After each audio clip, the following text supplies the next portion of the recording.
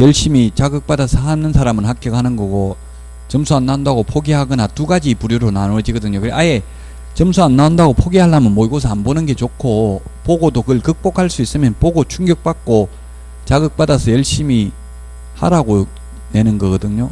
그래서 어떤 분은 그 성격 차이들하고, 저는 대충, 저도 와이프하고 완전 성격 다른데 와이프도 자격증 땄는데 모의고사 안 보더라고요.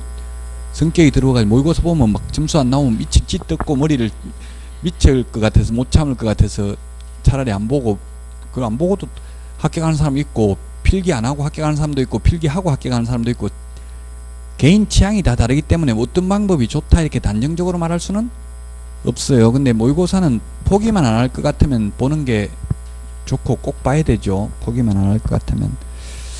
예, 어쨌든 모의고사 점수에 내년에 하지 마십시오. 항상 모의고사는 시험 보기 전까지 9월 달에 봐도 60점이 안 넘어요. 평균 다 60점 넘어버리면 긴장을 풀고 공부를 안 하기 때문에, 계속 긴장감을 주기 위해서 그 모의고사를 우리 또 난이도를 그렇게 조절합니다. 몇 점 나오게 하라 이렇게 출판사에서 다 요청하면 거기에 맞춰서 문제를 내요. 계속 가면 갈수록 어렵게 내기 때문에 가면 갈수록 점수가 잘 나와야 되는데, 해나 점수는 두 달 더 듣고 봐도 그대로라고요. 예. 그래서 실망하지 마시고 계속 고통받은 만큼 실제 시험지를 받아보는 순간 가슴 벅찬 희열을 느끼게 될 겁니다. 119페이지 양가로 2번. 자, 먼저 기본 확인사항 중에서 동그라미 1번 소재지입니다. 소재지. 소재지는 리, 동 플러스 지번까지입니다. 그래서 8회 시험에 이 부동산은 서울특별시 중구 명동의 식으로 지번 설정 단위지역까지 구체적으로 조사하여 설명하였다. 잘한 겁니까? 잘못한 겁니까? 지번 설정 단위지역까지는 했는데 잘못한 거죠. 번지수까지 명동 몇 번지다 이것까지 설명해야 된다고요. 지번도 설명을 해야 된다. 그리고 단독주택, 공동주택이 있는데, 공동주택인 경우에는 반드시 동호수까지 조사 확인을 해야 됩니다. 단독주택은 단독, 다중, 다가구, 공관, 그 다음에 아파트, 연립, 다세대, 기숙사가 있습니다. 단다, 다공, 아연, 다기인데, 다중이나 다가구는 단독주택이고 아파트, 연립, 다세대는 공동주택입니다.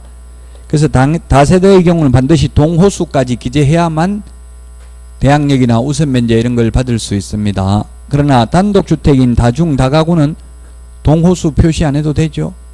근데 다중이나 다가구도 편의상 출입문에 뭐 101호, 102호 이렇게 붙어 있는 경우는 있죠. 근데 그거는 안 적어도 상관없습니다. 왜냐하면 주인이 한 명이니까. 다중이나 다가구는, 다세대는 주인이 각각 구분 소유가 인정되는 게 다세대죠.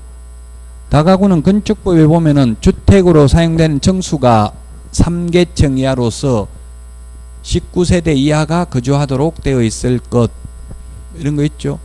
또 바닥 면적이 얼마예요? 660 이하, 660제곱미터 이하, 이게 다가구입니다. 또 건축법하고 주택법하고 달라요. 기숙사는 건축법에서는 공동주택인데 주택법에서는 준주택이죠. 주택법하고 건축법하고 다 다르다, 용어 정의가. 자, 그래서 결론은 소재지는 지번까지 설명을 해야 되는데, 공동주택의 경우에는 동호수까지 조사 확인해서 설명해야 된다.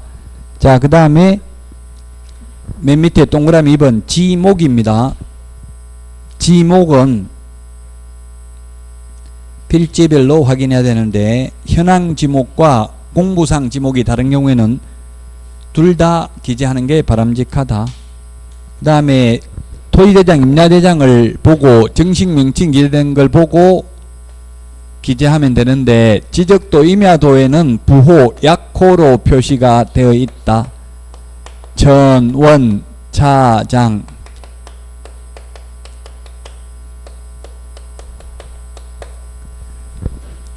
이 네 개는 차문자 이음절 두 번째 대가리를 보로 사용합니다.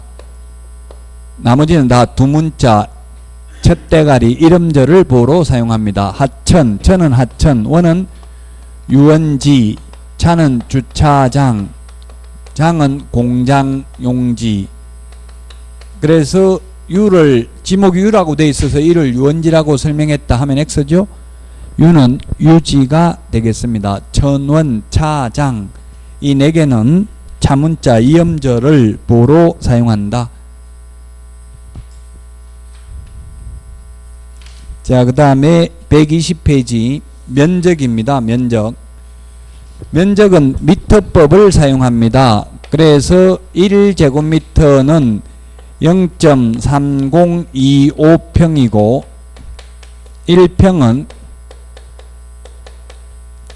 3.3058제곱미터 3.3058제곱미터다. 1평은 이게 면적 환산하는 게 옛날에 출제됐는데 요즘은 환산하는 게 거의 10년 동안 나오지 않고 있습니다. 왜냐하면 계량에 관한 법률에 보면 이 평이라는 말을 쓰게 되면은 100만원 이하의 과태료입니다. 그래서 지금 모델하우스에 가보니까 59제곱미터 이렇게 해놓고 9, 25 형 이런 식으로 적어놨더라고. 그럼 9, 25평이라는 말을 못 쓰고 하니까 이렇게 적어놓은 거 혹시 보셨죠? 모델하우스 같은데.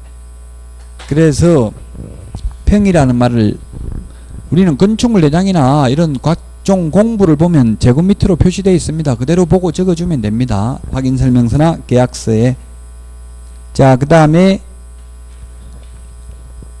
환지 예정지의 경우 환지 예정지 증명을 통해서 확인을 하면 되고요. 그 다음에 건축물의 경우 건축물 대장을 통해서 층별로 기재하고 구분 소유의 목적물은 공용 부분 면적도 확인하는 게 바람직하긴 합니다. 리얼의 실제 측량을 하지 않을 경우 공부상 기재대로 중개한다는 취지를 기재하는 게 바람직하다. 우리 개업공개사가 측량까지 하여 확인 설명할 의무는 없죠. 그래서 공부를 기준으로 뭐 건축물 대장 또는 뭐 임야 대장, 토지 대장을 기준으로 면적을 거래하기로 함 이렇게 적어도 되고 안 적어도 당연히 공부상 면적이 기준이 됩니다. 지형, 지세가 있는데 5번, 6번 지형과 지세. 지형은 땅이 생긴 모양, 형태는 지적도, 임야도를 통해서 확인할 수 있고요. 지세, 땅의 기울기, 경사도는 지적도, 임야도를 통해서는 확인할 수 없고 등고선이 표시되어 있는 지형 도면이나 또는 현장 답사를 통해서 확인해야 됩니다. 경사도는 이 평면도이기 때문에 지세는 확인할 수 없다. 지형, 땅이 생긴 모양은 확인할 수 있다. 그래서 시험에 지형과 지세를 지적도, 임야도를 통해서 조사 확인할 수 있다. X로 출제되었습니다. 자, 그 다음에 건축물의 구조, 건축연도, 용도, 방향, 노후정도, 건축설비가 있는데 시험에는 어떻게 나왔냐면은 건축물 대장을 통해서 확인할 수 없는 것은 건축물 대장에 나타나지 않는 것은 확인할 수 없는 것은 이런 게 시험에 출제됐는데 방향은 남향인지 동향인지 현장 답사를 해봐야 되지 건축물 대장에 나타나지 않습니다. 그 다음에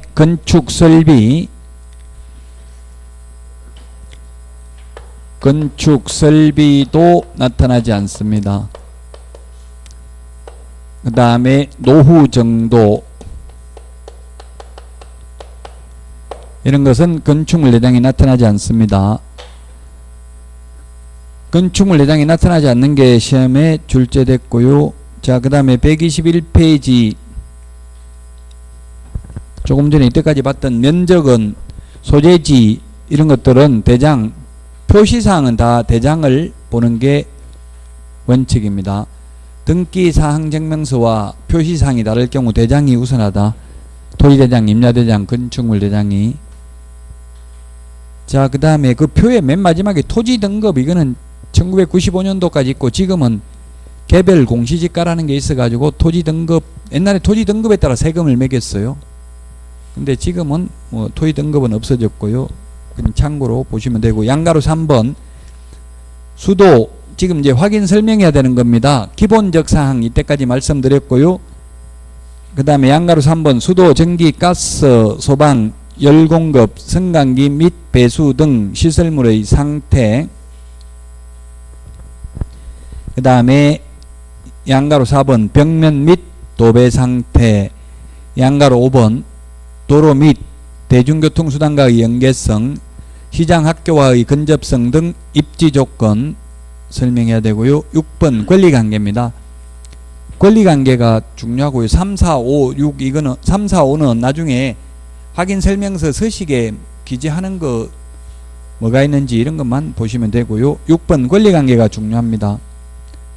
기본 확인사항이나 권리관계, 만약 면적이 다르거나, 면적은 뭐 제곱미터당 1000만이 될 수도 있잖아요. 권리관계 이런 거는 중대한 흠결이지만 도배 상태 이런 거 가지고는 분쟁 생겨봐야 사실 안 되면 도배해주면 몇백만 원만 주면 해결할 수 있는 거잖아요. 도배 같은 거는. 그래서 가장 중요한 게 기본적 확인사항. 뭐 제 조카도 지금 중개업하는데 자기 사무소에서 엉뚱한 걸 중개해줬다더라고요. 오피스텔 설명한 거하고 실제 계약한 게 딴 게 물건이 바뀌어버린 거예요. 그런 경우는 문제가 심각하잖아요. 그런 게 많아요. 권리관계도 이게 중요하다고 또. 자, 그래서 권리관계 진정한 권리자인지 여부를 확인해야 되죠. 남의 물건 팔아먹을 수도 있잖아요. 그래서 진정한 권리자 확인은 선량한 관리자의 주임으로서 확인해야 되는데,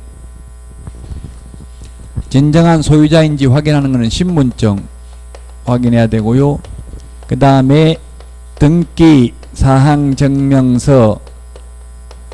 현업에서는 지금 이 두 개만 확인하고 있어요. 현업에서는. 그러다 보니까 신분증만 위조해버리면 남의 물건 팔아먹을 수도 있다고요. 등기사항증명서 발급받아보고 그 소유자 이름 나와 있는 것처럼 내 신분증에다 내 사진 갖다 붙이고 주민등록번호는 그 소유자 이름 위조해버리면 팔아먹을 수 있겠죠. 그래서 이 두 개만 확인하면 안 되고 반드시 확인해야 되는 게, 계약 체결 단계에서는 계약 체결하기 전에 등기필 정보, 등기 권리증, 이게 법조문에는 없어요. 법조문에는 없는데 판례가 선량한 관리자의 주임으로서 최소한 이 세 개는 확인해야 된다. 그 외에도 재산세, 납부증명서, 근데 이런 걸 여러 개를 확인하면 좋은데, 이론적으로 말하기는 쉬운데 손님이 의뢰하러 왔는데 이런 거 막 수사관처럼 이런 거 자꾸 물으면 기분 나쁘다고, 다른 데는 안 그런데 왜 너만 별나게 하냐, 이렇게 해서 계약이 깨질 가능성도 있거든요. 그래서 조심스럽게 말을 해야 돼. 이제 요즘은 이게 등기필 정보 다 원래 제출하게 돼 있습니다. 이렇게 말을 해가지고 모든 개업공개사가 다 달라고 하면 문제가 안 되는데, 지금 개업공개사들이 전혀 안 하고 있다고. 등기필 정보를 달라는 소리를. 그러다 보니까 저 혼자만 달라 하니까 뭐 저보고 별난 사람이라고 오히려 싫어하더라고요.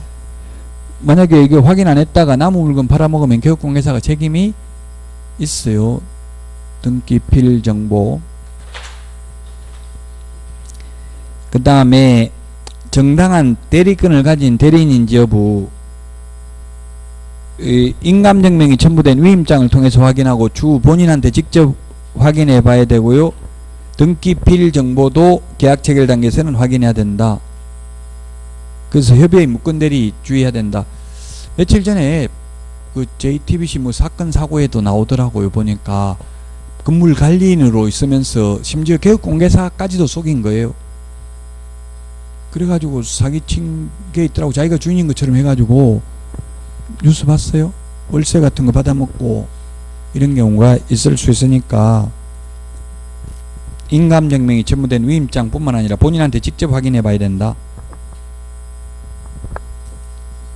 현업에서는 좀 문제되는 게, 특히 문제되는 게 연세 많으신 80, 90 되는 이런 분들, 연세 되신 어르신들 거 그 자식이 그 중에 한 명 자식이 대리인으로 팔아먹는 경우 있어요. 그런 경우는 자식이 여러 명이면 나머지 자식들이 이의를 제기할 가능성이 많다고, 대리권 적법하지 않다고. 그래서 그렇다고 해서 뭐 이론적으로 하면 그 본인한테 병원에 있다고 하면 병원에 가서 확인하고 해야 되는데, 그렇게까지 확인하면 수사관도 아니고 기분 나쁘다고 또 의뢰 안 한다 할 수도 있거든요. 그래서 조심스럽다고 이게. 그럼 최소한 저도 제가 딸 이름으로 분양권을 했다가 한 팔아먹어 봤는데, 얼마 전에 그 평택에 있는 걸 했는데 그 교육공개사가 일을 잘하더라고요. 저보고 이거 본인이 직접 발급받은 인감증명이어야 합니다, 이렇게 이야기하더라고요. 그 명의 이전할 때 인감증명 떼야 되잖아요. 그 분양권 명의 이전도 인감증명 떼우라고 하더라고요. 그래서 그런 법이 어디 있는데 물어보니까 제가 떼면 안 되는, 제가 다 돈 투자했는데, 이렇게 하니까 그분도 당황해가지고 제 질문에 법무사가 안 받아주던데요, 법무사가 안 받아주는 경우도 있던데요, 이렇게 하더라고. 이제 한발 그 법무사가 안 받아주는 데도 있기는 있어요. 그 제가 가보니까 법무사도 없고 아무도 필요 없더라고. 이게 등기하는 것도 아니기 때문에 그냥 분양사무소에서 그런 거 제대로 확인도 안 하고 다 해주긴 하더라고요. 그래도 교육공개사 입장에서는 그렇게 하는 게 바람직하죠. 본인이 발급받은 거는 최소한 나중에 표현대리라도 인정될 거 아니에요. 본인이 발급해주는 거 대리권 안 줬다고 할 수는 없겠죠.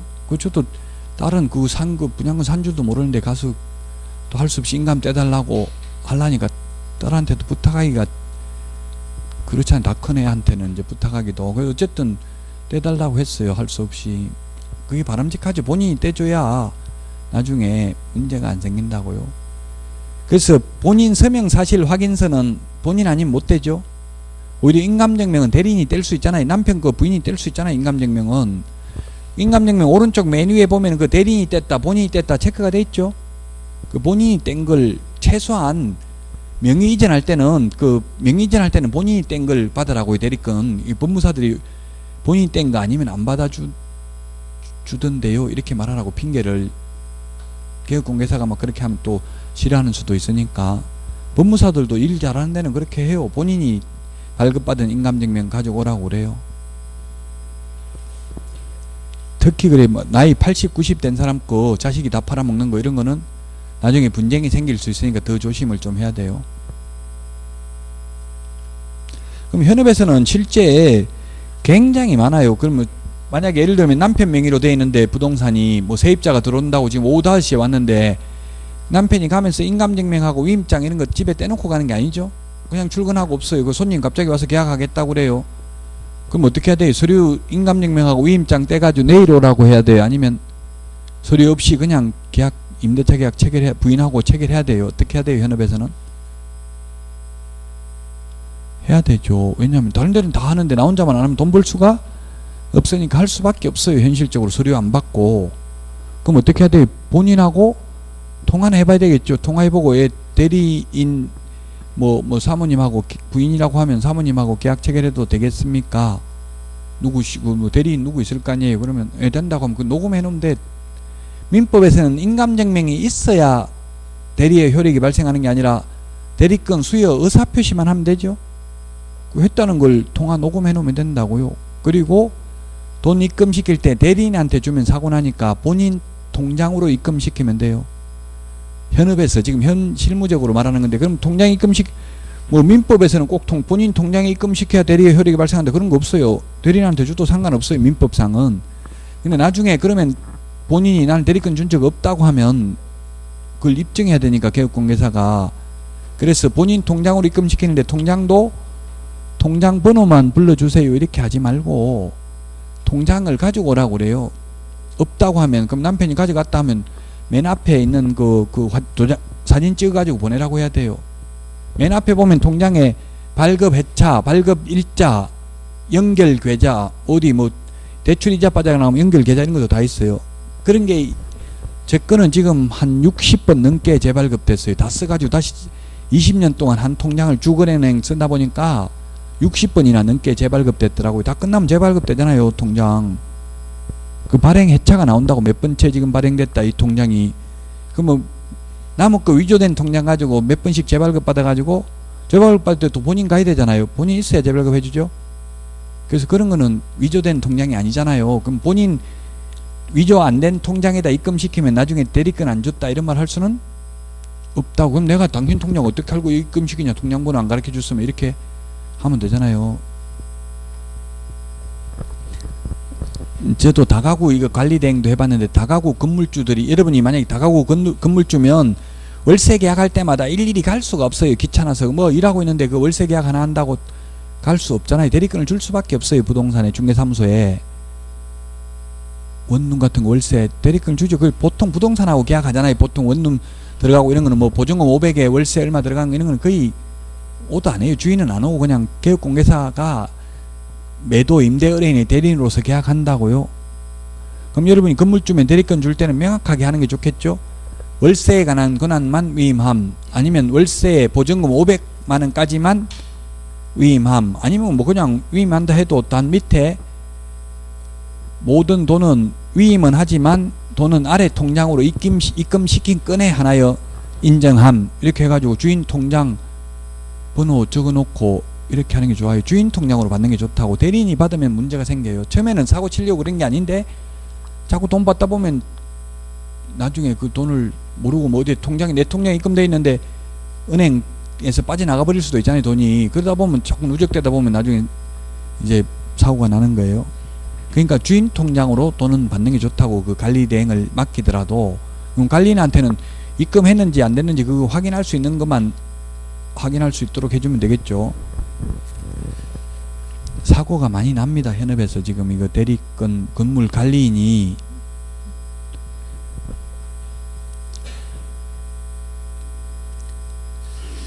자, 그 다음에 그 처분 능력 122페이지 박스에 보면 미성년자 피한정 후견인, 피성년 후견인이 있는데, 제한 능력자에는 보면 미성년자가 있고, 그 다음에 피한정 후견인,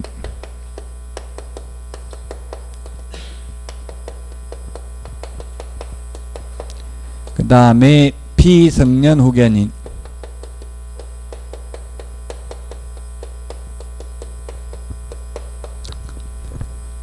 미성년자인지 확인하는 것은 주민등록증 보고 확인하면 됩니다. 주민등록 등본, 가족관계 등록부가 아니라 주민등록증에 있는 사진하고 얼굴하고 같은지 확인해야 되겠죠. 주민등록증 발급 안 됐다고 하면 그 자체가 미성년자잖아요. 지금 아마 주민등록증이 17세부터 발급됩니까? 16세나 17세 정도 될 것 같은데, 고등학교 한 2학년 정도 되니까 나오는 것 같던데요. 고2면 만 나이로 따지면 18세? 17세 정도 될 거예요, 아마. 고2면 만 나이로. 어쨌든 주민등록증 없다는 자체가 미성년자입니다. 피한정 후견인, 피성년 후견인은 후견 등기부를 통해서 확인해야 되고, 근데 이것도 현업에서는 진짜 어려운 게, 멀쩡한 사람이 왔는데 이걸 확인하려면 피한정 후견인, 피성년 후견인 부존재 증명서 발급받아 오세요 이렇게 해야 되는데, 지금 뭔 소리 하냐 하고 재수없다고 그냥 가버릴 수도 있어요. 그래서 이론적으로는 그렇지만 현업에서는 이거 알아낼 수가 없어요. 그냥 이런 사람 걸려가지고 법률행위 취소당하면 재수없다고 생각할 수밖에 없어요. 자, 미성년자나 피한정 후견인인 경우에는 법정 대리인하고 계약을 해도 되고요, 법정 대리인하고 계약을 해도 되고, 또는 법정 대리인 또는 미성년자, 피한정 후견인하고 해도 됩니다. 피한정 후견인하고.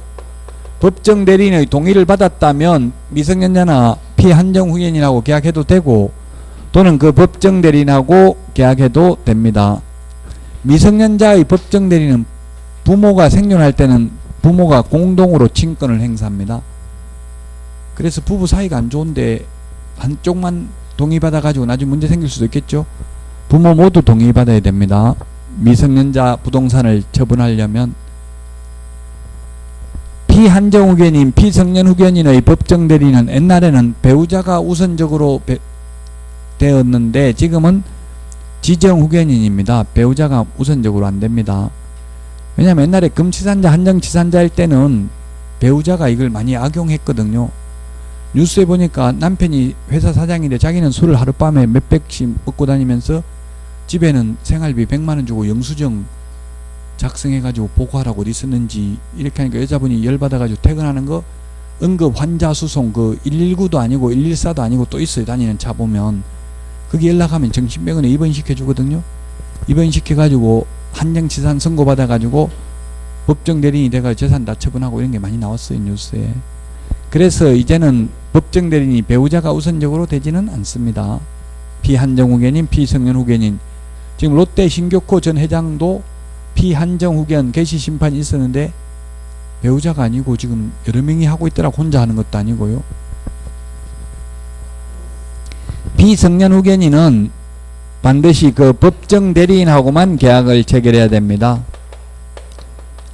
피성년후견인의 법정대리인은 대리권만 있고 동의권은 없습니다. 그래서 설령 법정대리인의 동의를 받아도 피성년후견인과 부동산 거래하면 법률행위 취소할 수 있습니다.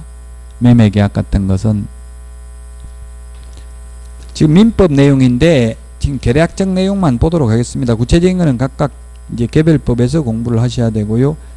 그 다음에 공동소유입니다. 맨 밑에 박스에 공동소유. 역시 민법인데 민법에서 소유 형태를 보면 단독 소유가 있고 공동소유가 있다. 공동소유는 공유, 합유, 총유가 있다.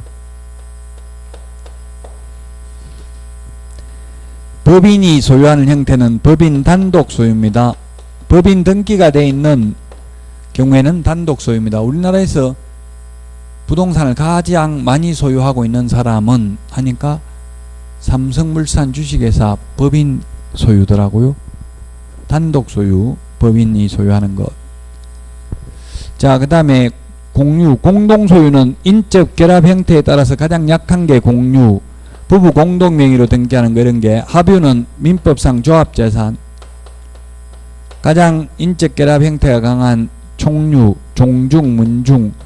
종중, 등기 안 된 종중, 문중이 소유하는 건 총유고 등기된 법인이 소유한 건 법인 단독 소유입니다.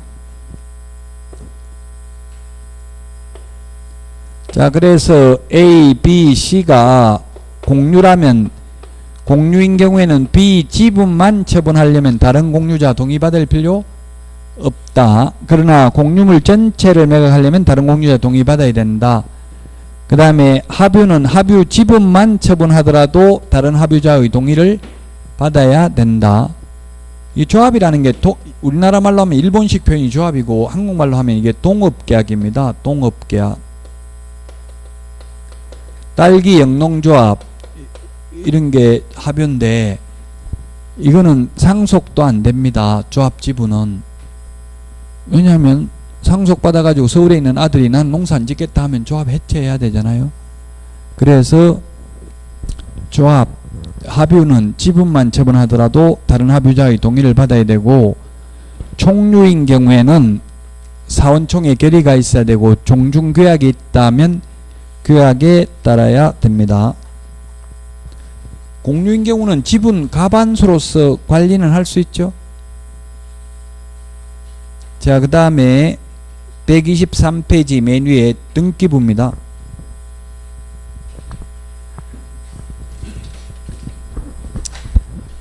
등기사항증명서 등기법이네. 또 등기법에 보면 표제부, 갑구, 을구가 있습니다.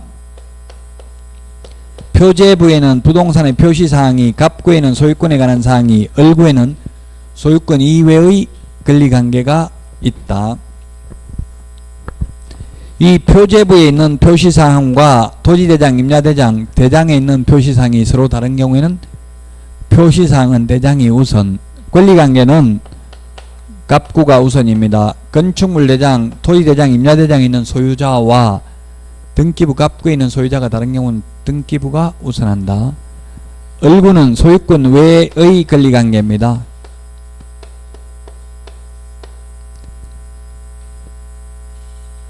소유권 외에. 따라서 우리 시험에 가압류가 되어 있는지를 확인하려면 갑구 봐야 되는가 을구 봐야 되는가 이런 게 시험에 나왔어요. 뭘 봐야 된다? 해당 구 상란을 다 봐야 됩니다. 소유권이 가압류되어 있으면 갑구, 소유권 이외의 권리가 가압류되어 있으면 을구에 나타납니다. 실제 권리관계 또 갑구에 나타나죠. 실제 권리관계. 2006년 실거래가격 신고제도 도입된 이후에 2006년 7월 이후에 거래된 것들은 실제 거래가격이 나타납니다. 등기사항증명서 표제부에 보면. 그러면 이게 거래가 빈번하게 이루어졌고 계속 가격을 비싸게 되팔았다면 이런 거는 별로 좋은 물건이 아니죠.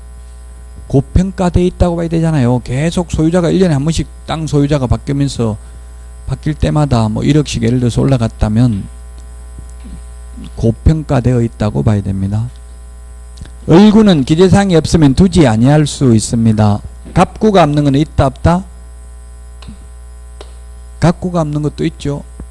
규약상 공용 부분인 노인정이나 관리사무소는 표제부만 있습니다. 동순별접입니다. 동구는 순위번호, 별구는 접수번호입니다. 같은 갑구에서는 순위번호, 하나는 갑구 하나는 을구, 구가 서로 다를 경우에는 접수번호가 우선합니다. 예, 등기법에 나오는 등기부에 대해서 봤고요. 자, 그 다음에 123페이지 분묘기지권입니다.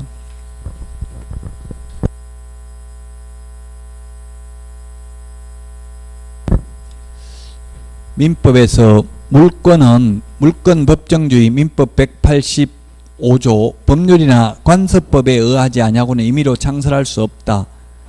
그 법률에 규정된 게 8개가 있고 관습법상 인정되는 물권이 이 분묘기지권하고 법정지상권 딱 2개밖에 없습니다. 통행권이나 용수권 이런 것들 인정되지 않죠. 물권으로. 자, 그래서 분묘기지권, 이 분묘기지권도 앞으로는 좀 바뀌어야 될 것 같아요. 그럼 지금은 아직까지 대법원 판례는 나무 땅에다 묘를 설치해놨다 하더라도 20년 넘으면 영구 무한히 그 땅을 사용할 수 있다는 이야기입니다. 지금 우리나라는 다녀보면 전국토가 뭐 산에 다니다 보면 묘밖에 없어. 비서가고 막 묘만 거의 다 있는데 계속 이런 식으로 가다가는 전국토가 묘지화 될 수 있어요. 근데 가까운 중국, 일본만 가도 묘는 거의 없더라고요. 아예 묘 못 설치 못한다더라고. 중국도 동북 삼성 옛날에 우리나라 땅이던 길린성, 요년성 뭐 이거 흥룡강성 여기는 묘 있더라고요. 완전 신심산골이니까.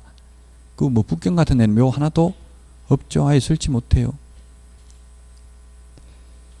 일본도 묘 거의 없더라고요. 일본은 아예 신사가 자기 조상들 묘가 자기 집 마당에 그냥 그 무슨 막대기만 하나 꽂아놓고 이렇게 해놨더라고요. 근데 우리나라는 평소 무료하던 사람일수록 죽고 나면 또 엄청나게 묘 잘 해놓는 경우가 있더라고요. 앞으로는 좀 바뀌어야 될 것 같아요. 지금 그래서 물론 지금 분묘기지권 이거는 그래서 2001년 1월 12일까지 사망하신 분들에게만 인정됩니다. 그 이후에 사망하신 분들은 이제 분묘기지권 인정되지 않죠. 우리는 저나 여러분은 사망해도 이제 분묘기지권 인정되지 않습니다.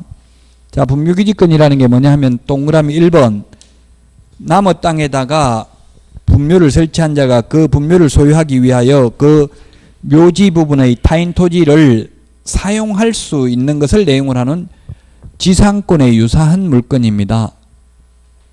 지역권에 유사한 물건이 아니라 지상권에 유사한 물건이고요. 분묘기지권이 생기는 게 3가지입니다. 기역의 토지 소유자의 승낙을 얻어서 분묘를 설치한 경우가 있고요. 두 번째는 남의 땅에다가 주인 동의받지 않고 분묘를 설치했다 하더라도 20년간 평온 공연하게 그 분묘기지를 점유하고 봉제사한 경우 분묘기지권을 시효취득을 합니다. 분묘기지권을 시효취득하는 거지 소유권을 시효취득하는 게 아니죠. 지상권 유사물건인 분묘기지권을 시효취득하고 이 시효 취득할 때 무상지료가 원칙입니다. 그래서 이게 지금 소유권, 물권인 소유권하고 우리 전통 관습이 상호 충돌하고 있다는 이야기입니다. 땅값이 올라가다 보니까 옛날에는 뭐 임야 같은 건 땅값이 얼마 안 되니까 그냥 나무 땅에다 묘설채도 별로 말하지 않았어요. 이 시효 취득의 대상은 종손이 시효 취득을 하게 되겠습니다. 세 번째, 디귿은 분묘 이전 특약 없이 땅을 팔면서 묘 이장하겠다 안 하겠다 아무 말 없었으면 분묘기지권이 생긴다고요. 근데 현실적으로 일반 매매에서는 이걸 땅을 팔면서 묘 이장 안 한다 이런 말을 안 할 수가 없죠. 그 여러분들이 임야를 중개할 때는 반드시 묘를 어떻게 할 건지 꼭 특약에 넣어야 돼요. 이장 안 한다고 하면 가격을 깎아야 되겠죠, 그만큼. 그래서 거기다 이장한다고 할 가능성이 많아요, 자기 묘들이면. 근데 이제 지지난주인가 문제 내드렸던 것 같은데요, 경매로 낙찰받았어요, 분묘가 있는 땅을. 그러니까 낙찰받은 사람이 전 토지 소유자에게 내용증명 보냈다고, 낙찰받았으니까 묘를 이장하든지 지료를 달라. 그래도 이장도 못하겠다, 지료도 안 주니까 소송했다고 지료 달라고. 보통 소송하면 지료는 보통 5% 정도, 민법상 이자 한 5% 정도 주라고 그래요. 그러면 지료 주라고 판결이 났는데도 불구하고 판결 전후를 합해서 2년간 지료를 연체했을 경우 분묘기지권 소멸을 청구할 수 있다. 지상권 소멸을 청구할 수 있는 것과 마찬가지로. 그래서 시효 취득만 무상지료가 원칙이고요, 나머지는 지료를 지급하는 게 원칙입니다. 3번에 보니까 분묘기지권의 범위, 효력이 미치는 범위입니다. 분묘기지권의 효력이 미치는 범위는 장사 등에 관한 법률에는 개인묘지는 30제곱미터, 가족묘지는 100제곱미터 이하 이런 규정이 있는데 분묘기지권은 규정이 없다. 개별적인 묘지를 보고 판단해야 된다. 그래서 분묘기지가 있고, 분묘기지란 봉분의 기저 부분, 밑바닥 부분을 말하고요. 앞에 있는 게 상석, 옆에 세우는 게 비석이 있고요. 그 다음에 뒤에 무덤 뒤에 반달 모양으로 둔덕을 조성해서 약간 불루강에 해놓은 걸 갖다 사성이라고 합니다. 사성. 그래서 판례가 이 사성까지 분묘기지권 효력이 미친다 안 미친다? 판례는 반드시 미치는 것은 아니다 이렇게 돼 있어요. 그리고 지금 이 수브노트에 뭐라고 돼 있어요? 확실한 범위는, 구체적 범위는 개별적으로 판단해야 된다. 그래서 미칠 수도 있고 안 미칠 수도 있다. 개별적으로 판단해야 된다. 따라서 30제곱미터에 하나여 분묘기지권 인정된다 이런 말은 X라고요. 분묘기지권은 딱히 면적을 정할 수가 없습니다. 뒤에 장사 등에 관한 법률이 나옵니다만, 그래서 우리나라 묘들 제가 볼 때는 거의 100% 다 장사 등에 관한 법률 위반이라고 봐야 돼. 지금 있는 묘들. 그럼 옛날에 설치된 거는 이제 분묘기지권이니까 괜찮겠지만, 문제가 되는 거는 뭐 유력 정치인들이나 이런 사람들을 보면은 대통령 할 사람들 다 묘를 이장했잖아요. 이게 왜냐면 이 옛날 우리 풍수지리 음양오행설에 보면 길집 좋은 자리에다가 집을 짓고 살면 현세가 복을 받아요. 현세가. 근데 좋은 땅에다 명랑자리에다가 묘를 설치하면 후세가 복을 받는 걸로 봤다고요. 그 조상묘들을 명랑자리에 써야 그 후손들이 뭐 예를 들면 대통령도 한다 뭐 이런 생각을 하고 있단 말이에요. 그럼 묘를 옮기면 이제 문제가 되는 거죠. 옮기면 어디 다른 데 있던 걸 다 옮겨가지고 가정묘를 조성하고 이렇게 하면 새로 설치한 거니까 장사 등에 관한 법률을 적용받는다고 봐야 되겠죠. 그러면 무조건 그거는 법적으로 따지면 불법이 될 수밖에 없다는 이야기. 장사 등에 관한 법률에 의하면. 왜냐하면 장사 등에 관한 법률은 거리 제한도 있고 뭐 설치하면 안 되는 지역이 엄청나게 많이 있잖아요. 그 옛날 오래된 묘들 그대로 방치하고 뭐 그대로 놔놓는 경우는 위반이라고 보기 힘들겠죠. 그 당시 오래전에 몇십 년 전에 설치가 되어 있다면.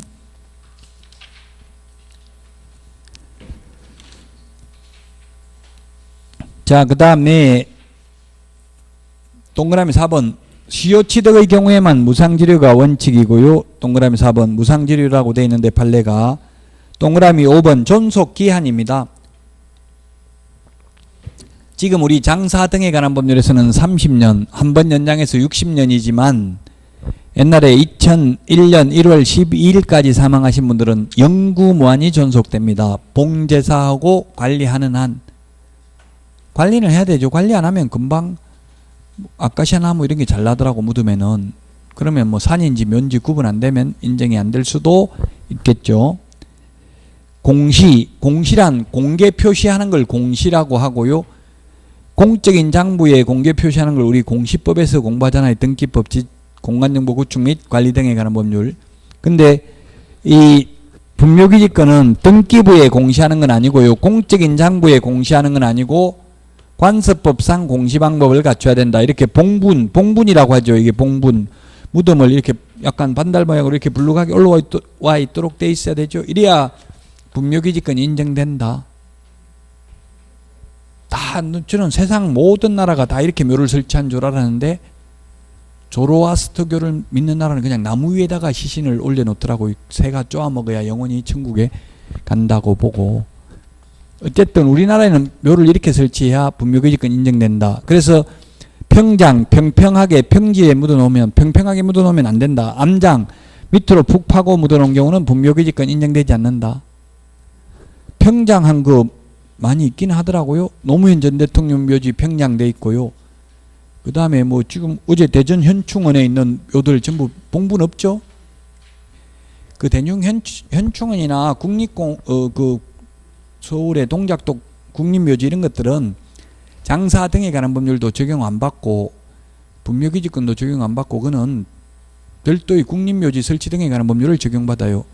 그래서 그런 데는 다 평장이냐 평평하게 묘가 없잖아요. 봉분이. 그래도 영구무한히 존속되는 거예요. 그는 국립묘지 설치 등에 관한 법률에 의해서.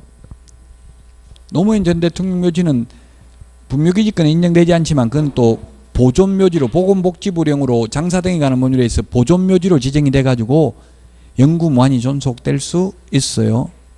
유명한 사람들면은. 근데 뭐 저나 여러분은 사망하면 흔적도 없이 사라져야 됩니다. 이제 계속 설치할 수가 없다고 60년밖에 안 되니까 어차피 60년 지나면 다 끄집어내가지고 다시 화장하고 해야 되니까 처음부터 화장하는 게 좋다는 이야기예요. 자, 그 다음에 존속기간 영구무한이고요. 공시는 이 봉분이 있어야 되고요. 그 다음에 동그라미 7번 새로운 분묘를 신설할 권능은 분묘기지권에 포함되지 않는다. 그래서 남편이 사망해가지고 분묘기지권이 성립되어 있다면 뒤에 죽은 배우자를 부인을 쌍분 형태로 합장을 하는 거 허용된다 안 된다? 안 된다. 쌍분 형태로 합장을 하는 것도 안 되고 단분이라고 하면 봉분이 하나 있고 밑에다가 관만 이렇게 두 개 설치하는 것도 안 된다. 새로운 분묘를 신설할 권능은 분묘기지권에 인정되지 않는다. 근데 저도 부모님들 이게 쌍분 형태로 지금 설치를 했어요. 묘를.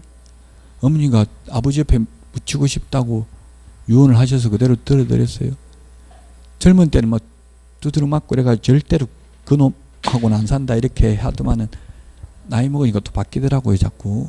예, 그래서 어쨌든 자기 땅에다 우리는 우리 산에다가 한 거기 때문에 가능해요. 자기 산에다 하는 거는 가능하죠. 남의 땅에다 일방적으로 분묘기지권에 의해서 이렇게 설치하는 건 안 된다 이 말이에요. 새로 옛날 분묘기지권 인정됐다 하더라도 새로 설치하는 것은 허용되지 않는다. 그리고 이 다른 밖으로 옮기는 것도 안 되고 밖에 있는 걸 안으로 옮기는 것도 안 됩니다. 우리 이 서브노트에는 적어놓진 않았지만 뭐 시험에도 나오진 않았는데 여기 있는 거 밖으로 옮기는 거 안 되고 밖에서 옮기는 것도 안 되는데 분묘가 집단적으로 설치되어 있고 묘가 여러 개가 설치되어 있고 이 전체가 다 분묘기지권 효력이 미치고 있다면 그 효력이 미치는 범위 내에서 이장하는 것은 가능해요. 효력이 미치는 범위 내에서 이미 집단적으로 설치되어 있어 다 이 전체가 분묘기지권 효력이 미치고 있다면 그 미치는 범위 내에서 이장하는 것은 가능하다. 124페이지 8번 분묘가 멸실된 경우라 하더라도 유골이 존재하여 분묘의 원상회복이 가능하여 일시적 멸실에 불과하다면 분묘기지권은 계속 존속하고 있다고 봄이 상당하다. 네, 법률기지권이 민법보다는 오히려 중개실무에서 많이 나오고 그 밑에 있는 법정지상권은 우리 공인중개사법보다는 민법에서 법정지상권은 많이 출제가 됩니다. 지상권이라는 말이 땅 위를 사용할 수 있는 권리를 지상권이라 하고 지상권에는 약정지상권이 있고 법정지상권이 있다. 법률의 규정에 의해서 성립하는 거죠. 약정지상권은 지상권 설정 계약을 하는 사람이 현실적으로는 없기 때문에 이거는 잘 안 나오고 법정이 많이 나와요. 왜 잘 없냐 하면은 경관 건물 30년, 목조 건물 15년, 공작물 5년이 최단기 존속기간이 최단기가 30년 앞으로 저보고 계약하자고 하면 저는 못합니다. 왜냐면 한국 경험생명표에 하면 30년 후에는 저는 이 세상에 없으니까. 그래서 법률의 규정에 의해서 당연히 인정되는 게 5개가 있다. 민법 305조, 민법 366조, 그 다음에 가등기 담보 등에 관한 법률 제6조, 그 다음에 임목에 관한 법률 제6조, 가담법 제10조, 임목에 관한 법률 제6조, 그 다음에 관서법이 있습니다. 관서법.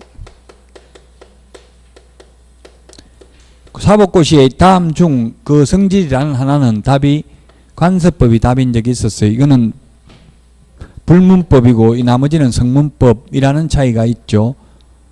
그래서 시험에 민법 시험에는 반드시 한 문제 나올 텐데 366조나 관서법이 나올 가능성이 많습니다.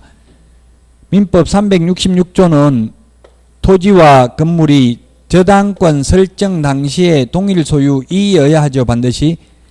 따라서 나대지에 저당권이 먼저 설정되고 그 후에 건물을 신축했다 하더라도 신축 건물을 위한 법정지상권이 인정되지 않는다. 임의경매로 인해서 토지 소유자가 을로 바뀌어도 이 건물은 계속해서 을 토지를 사용할 수 있는 권리가 이름하여 법정지상권입니다. 우리 중개실무에는 철봉과 같은 단순한 구조물은 관서법상 법정지상권도 인정되지 않는다. 이런 게 출제되기는 했습니다. 이 나대지에 먼저 저당권 설정하고 건물을 신축한 경우는 임의경매만 민법 366조고 강제경매에 의해서 소유자가 달라진 경우는 관서법상 법정지상권이거든요. 이런 경우에는 관서법상 법정지상권도 인정되지 않는다. 나대지에 먼저 저당권이 설정되고 건물을 신축한 경우에는 지상권도 법정지상권이나 약정지상권이나 성립에 있어서만 차이가 나고 성립하고 나면 다 똑같아요. 최단기 존속기간 2년간 지료 연체하면 지상권 소멸 청구할 수 있는 것, 지료 정감 청구할 수 있는 것도 똑같죠. 자, 정감 청구 지상권 민법 임대차 항상 비교하면서 공부하는 연습을 해야 돼요. 그 다음에 전세권, 주택임대차,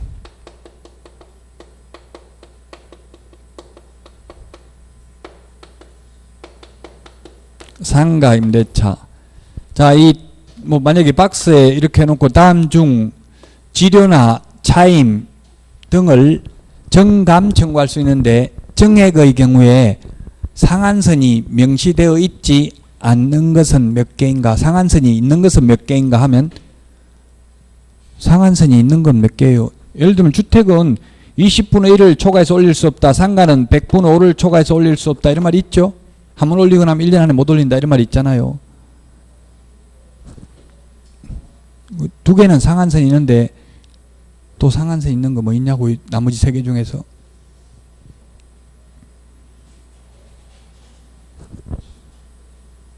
전세권이 상한선이 있죠. 전세권도 20분의 1을 초과해서 올릴 수는 없다고 되어 있어요. 전세권 20분의 1. 근데 나머지 민법 임대차와 지상권에 대해서는 상한선이 없습니다. 경제사정으로 사정의 변동으로 인하여 차임이나 지료 등이 상당하지 아니한 경우에는 당사자는 장래의 그 정감을 청구할 수 있다. 주변 시세 다 올랐으면 올려달라 할 수 있다는 이야기예요. 상한선은 없어요. 이 두 개는 지상. 그래서 민법 임대차에 대해서 시험에 나왔는데 정감 청구할 수 있는데 정액은 20분의 1 초과하지 못한다 하면 X죠. 민법 임대차에서 시험에 그렇게 나오면 주택 임대차는 20분의 1을 초과할 수 없고요.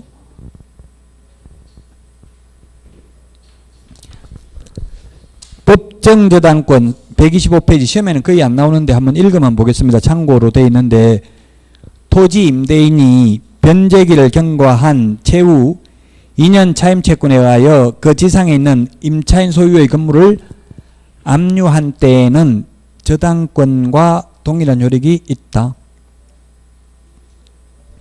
토지 임대인을 보호하기 위한 조치입니다. 민법 649조인데 우리 중개실무에는 거의 안 나오고 다만 이 법정저당권을 양도할 때는 중개상 권리에 해당된다. 이 정도만 기억하면 되겠죠.